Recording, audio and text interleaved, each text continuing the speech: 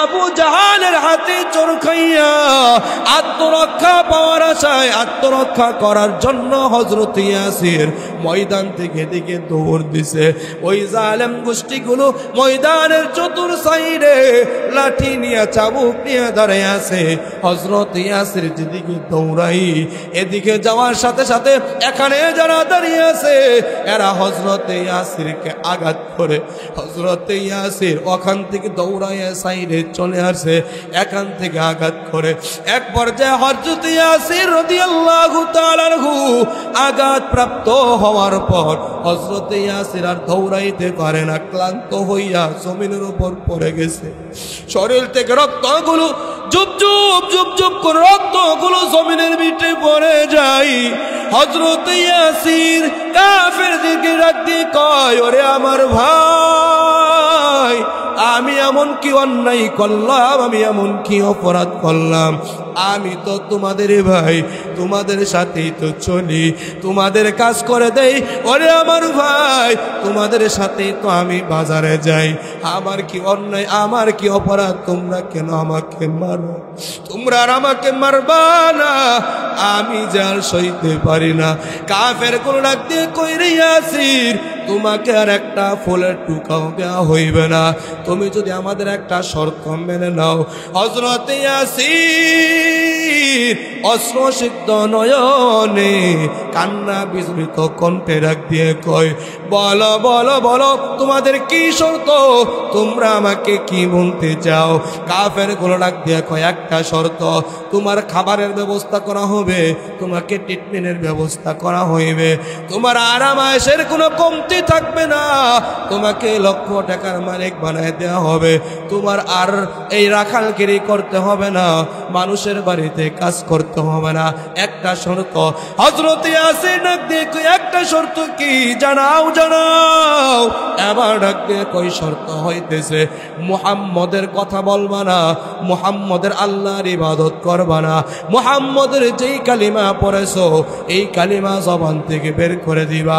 হযরত ইয়াসির দাঁত ভাঙা জবাব দিয়ে দিছে, ওরে জালেম, আমি ইয়াসির যতক্ষণ পর্যন্ত বেঁচে আছি, আমি ইয়াসির যতক্ষণ পর্যন্ত আমার নাক মুখ দ্বারা বাতাস ভিতরে ঢুকাবো, যতক্ষণ পর্যন্ত বাতাস বের করব, ততক্ষণ পর্যন্ত তোমরা যত কিছু করো না কেন, আমি ইয়াসিরের জবান থেকে কালিমার আওয়াজটা চিরদিনের জন্য বের করতে পারবে না। আল্লাহু আকবার।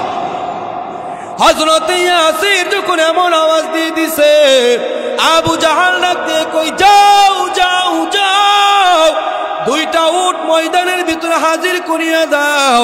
এ বাবা, কিতাবের ভিতরে ঘটনা উল্লেখ করা হয় আসহাবে রাসূল সহ নির্যাতিত হযরত সাহাবায়ে কেরামের জীবনীটা খুঁজে দেখেন, তালাশ করে দেখেন, কিতাবটা একটাবার উল্টাইয়া দেখেন। হযরত ইয়াসিরকে দুনিয়া থেকে বিদায় করার জন্য আয়োজন করা হয়। হযরত ইয়াসির রাদিয়াল্লাহু তাআলা আনহুকে নির্যাতন করতেছে। আবু জাহাল ডাক দিয়ে কই, যাও দুইটা উট এই ময়দানের ভিতরে হাজির করো। ময়দানের ভিতরে দুইটা উট হাজির করা হয়। দুইটা উট যখন হাজির করা হয়েছে, এই পাশের রোডের পায়ের ভিতরে একটা রশি লাগায় দিছে, এই পাশের রোডের পায়ের ভিতরে একটা রশি লাগায় দিছে। এই দুইটা রশি টেনে টেনে হযরত ইয়াসিরের ডান পায়ের ভিতরে একটা রশি লাগাইছে। হযরত ইয়াসির রাদিয়াল্লাহু তাআলা আনহুর বাম পায়ের ভিতরে একটা রশি লাগাইছে। রশিটা লাগায় কিন্তু হয় নাই। হযরত ইয়াসিরের দুইটা হাত পিছন দিকে লইয়া দুইটা হাতের ভিতরে শক্ত মজবুতের রশি লাগাইয়া একটা গোটা গেড়ে দিছে। হযরত ইয়াসির চিত হইয়া শুয়ে আছে, আর দুইটা পা দুইটা উটের রশির ভিতরে লাগানো। আবু জাহাল ডাক দিয়ে কই, রে ইয়াসির, এখনো সময় আছে, কালিমাটা ছেড়ে দে। হযরত ইয়াসির কালিমা ছাড়ে না।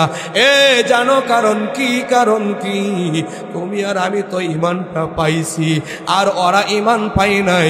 এরা ঈমানটাকে বড় কষ্ট করে এনেছে। কথা কোন কথা ঠিক কি ঠিক না? এ পাওয়া জিনিসের কদর থাকে না। যেটা করছো কষ্ট করে মুজাহাদা করে যেই জিনিস অর্জন করা হয়, এই জিনিসের প্রতি মায়া মমতা অনেক বেশি। কথা কোন ঠিক কি ঠিক না? তোমার বাবা মুসলমান এজন্য তুমি মুসলমান, তোমার দাদা মুসলমান এজন্য তুমি মুসলমান। সাহাবায়ে কেরামের বাবা মুসলমান ছিল না, দাদা মুসলমান ছিল না, পূর্বপুরুষ যারা চলে গেছে এরা কেউ মুসলমান ছিল না। হিন্দু বাবার ঘর থেকে, হিন্দু বাবার অরস থেকে দুনিয়াতে এসে তারা কালিমা গ্রহণ করেছে, ঈমান এনেছে। তোমার মতো আমার মতো বাবা মারা যাওয়ার পর যেরকম ভাবে তেজ্য সম্পদের মালিক হই, তুমি আর আমি তো ওরকম তেজ্য সম্পদের মতো ঈমানের মালিক হইছি। কথা কোন কথা ঠিক কি ঠিক না? তোমার কাছে আমার কাছে ঈমানের কোনো মূল্য নাই, যেই কারণে একটা গরু পাইয়া ঈমানটা দিয়ে দাও, একটা ঘর পাইয়া ঈমান দিয়ে দাও, একটা চা খাইয়া ঈমান দিয়ে দাও, একটা বাথরুম পাইয়া ঈমান দিয়ে দাও। সাহাবায়ে কেরাম সব দিয়ে দেয়, জীবন দিয়ে দেয়, তবুও ঈমান দেয় না। কথা কও, কথা ঠিক কি ঠিক না? হযরত ইয়াসির ডাক দিয়ে কয়, যাও যাও যাও, তোমাদের যাহা ইচ্ছা তোমরা তাহা করতে শুরু করে দাও। আমি ইয়াসিরের কোনো কষ্ট নাই, কোনো দুঃখ নাই।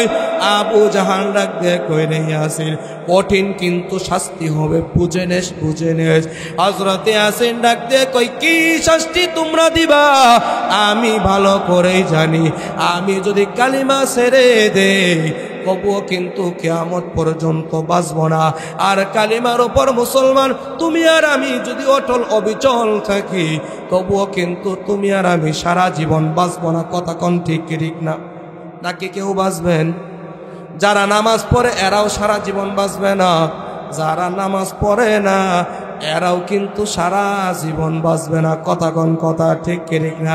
কিন্তু তোমার ভিতরে আমার ভিতরে, নওজোয়ান যুবক বৃদ্ধ বাবা, তোমার ভিতরে আমার ভিতরে রাসূলের মায়া নাই, মুহাব্বত নাই, ভালোবাসা নাই। কথা বলেন, কথা ঠিক কি ঠিক না?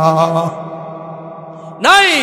হযরত ইয়াসিরের কাছে নিজের জীবনের কোনো মূল্য নাই, নিজের শরীরের মূল্য নাই, নিজের সন্তানের মূল্য নাই। হযরত ইয়াসিরের কাছে নিজের সম্পদের মূল্য নাই, ভালো খাবারের মূল্য নাই। হযরত ইয়াসিরের কাছে ঈমানের বড় মূল্য। বলেন আল্লাহু আকবার। আবু জাহাল ডাক দিয়ে কয়, ও দুইজন উটের উপর উটের রাখাল উঠে যাও। দুইজন রাখাল উটের উপর উঠে গেছে, দুইজন চালক উটের উপর উঠে গেছে। আবার ডাক দিয়ে কয়, এ তুমি উটটা ডান দিকে চালাও, তোমার উটটা বাম দিকে চালাইতে শুরু করো। হযরত ইয়াসিরের পা দুইটা এরকম ছিল, এই পায়ে রশি লাগানো, এই পায়ে রশি লাগানো। এই উটটা যখন এদিকে যায় হযরত ইয়াসিরের পাটা এদিকে ফাঁক হয়ে যাইতেছে। এই উটটা যখন এদিকে যায় হযরত ইয়াসিরের দুইটা পা দুদিকে আস্তে আস্তে ফাঁক হয়ে যাইতেছে। এ নওজোয়ান যুবক ভাই, বৃদ্ধ বাবা, পর্দার মা বোনেরা, একটা বার নিজের দিকে একটা বার ফিল করো। তোমার সাথে আমার সাথে যদি এই হালত হইতো বিষয়টা কত মারাত্মক কঠিন হইতো। কথা বলো, কথা ঠিক কি ঠিক না? হযরত ইয়াসিরের দুইটা পা দুই দিকে চলে গেছে, টান টান হয়ে গেছে, দুইটা পা টান টান হয়ে গেছে, চিরচির হয়ে গেছে। হযরত ইয়াসিরের পা দুইটা দুই দিকে ফাঁক হয়ে গেছে, কারণ দুইটা ওর দুই দিকে চলতেছে। এক পর্যায়ে হযরত ইয়াসির রাদিয়াল্লাহু তাআলা আনহুর দুই পায়ের মাঝখান থেকে একটু চিড়ে গেছে, একটু চামড়া চিড়ে গেছে। তোমার আমার শরীরের ভিতরে একটা মশা কামড় দিলে কত কষ্ট হয়। রাস্তা দিয়ে চলতে গেলে পায়ের ভিতরে একটা কাঁটা পড়ে গেলে কত কষ্ট হয়। হযরত ইয়াসিরের দুইটা পা দুদিকে যাইতেছে, মাঝখানে ফিরে গেছে, ফিঙ্কি দিয়া রক্ত পড়তে শুরু করছে। হযরত ইয়াসিরের কলিজাটা ফেটে যাবে, ফেটে যাবে হালত হয়ে গেছে। হযরত ইয়াসির চোখের পানি ছেড়ে দিছে, আর ডাক দিয়ে কই, রে মালিক, আমি ইয়াসির যা সইতে পারি না। ওরে মালিক, এরকম নির্যাতন দেখে তুমি কেমন করে সইতে পারো? ওরে আমার মালিক, আমার জন্য যেই জান্নাতটা তুমি বানাইছো ওই জান্নাতটা আমাকে না দেখাইয়া আমাকে তুমি দুনিয়া থেকে বিদায় করবা না। জোরে বলেন আল্লাহু আকবার। ওই যে হযরতে আসিয়া রাদিয়াল্লাহু তাআলা আনহুকে ফেরাউন নির্যাতন করে নিপীড়ন করে আসিয়া মালিকের কাছে কষ্ট সহ্য করতে না পেরে দোয়া করছে, আল্লাহর কাছে দোয়া করছে।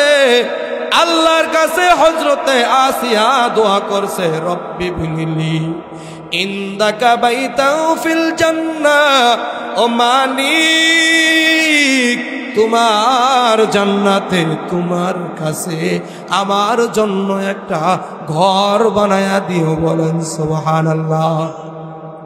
হযরতে আসিয়া নির্যাতিত হওয়ার পর আল্লাহর কাছে দোয়া করছে, তো আর আল্লাহ তাআলা হযরতে আসিয়ার দোয়াটাও কবুল করছিলেন।